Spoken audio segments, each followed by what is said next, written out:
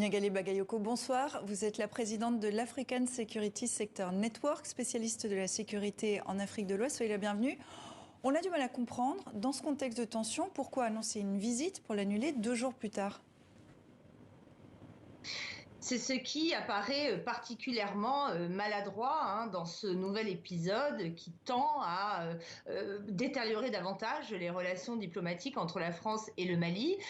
Il est extrêmement étonnant que l'Élysée ait annoncé cette visite.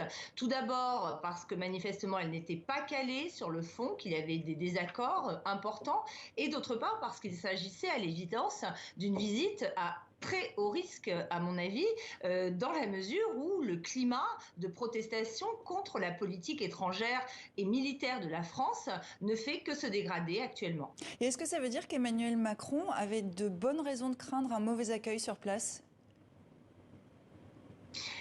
Je pense, oui, qu'il avait de bonnes raisons de les attendre. Je ne suis pas sûre qu'il les avait prises en compte puisque ce sommet avait été annoncé. Mais effectivement, depuis 3 mois, je pense qu'il y a une détérioration particulièrement inquiétante de l'hostilité à l'encontre de la France et de sa politique. Et je pense qu'il est extrêmement urgent de réaliser que ces mécontentements proviennent vraiment de protestations populaire, d'une exaspération qui n'est pas uniquement, loin de là, manipulée, ainsi que semblent le croire les autorités françaises. Mais est-ce que Paris, vous pensez, a une bonne perspective du climat sur place ?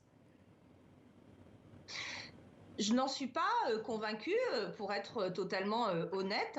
Je pense là encore qu'il faut se rendre compte que cette hostilité va bien au-delà de ce qu'on peut lire sur les réseaux sociaux ou dans des groupes qualifiés de patriotes qui effectivement se caractérisent par leur position anti-française.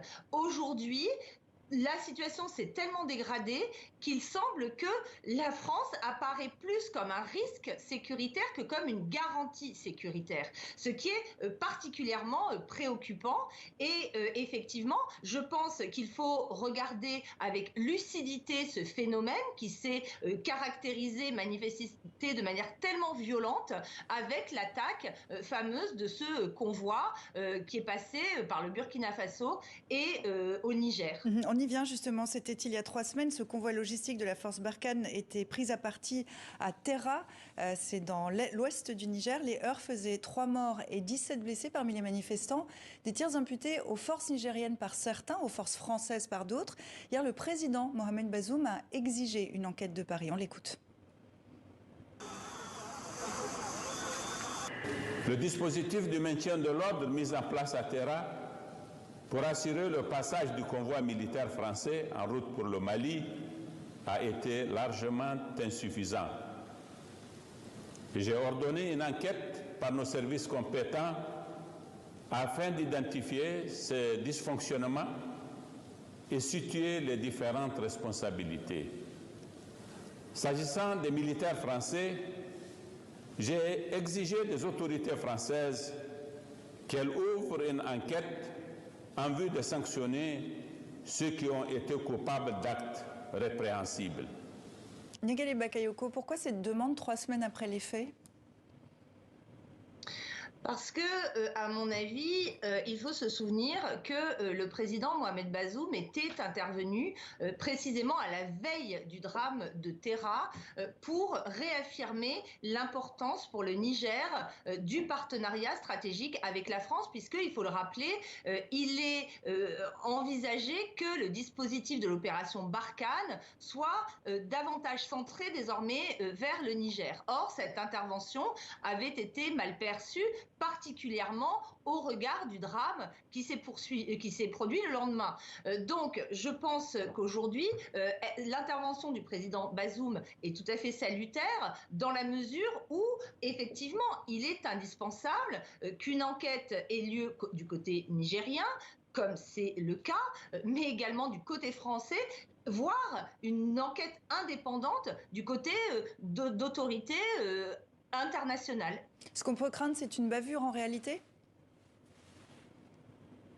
Je ne sais pas si on peut vraiment parler de bavure. Hein. Moi, je ne fais pas partie des personnes qui connaissent les détails de ce qui s'est passé. Ce qui apparaît très clair, puisque c'est reconnu par le président Bazoum, il y a eu une défaillance du côté des forces de gendarmerie nigériennes qui ont été débordées. Mais ce qui est établi aussi, c'est que ceux qui ont tiré, ce sont des soldats français qui ont effectué des coups de semonce, d'abord en l'air, puis au sol, et ce sont ces balles qui se sont révélées meurtrières manifestement. De toute façon, il est aujourd'hui crucial de faire très rapidement toute la lumière sur ce qui s'est produit, puisque aujourd'hui, on voit que l'élément de contestation populaire devient encore plus important que celui d'affrontement direct avec les groupes armés pour la France, et que sa présence peut vraiment être mise à mal très rapidement si la lumière n'est pas faite sur ce type de drame. Merci beaucoup, merci Nyagali Bagayoko d'avoir été avec nous dans 64 minutes. Merci pour ce décryptage.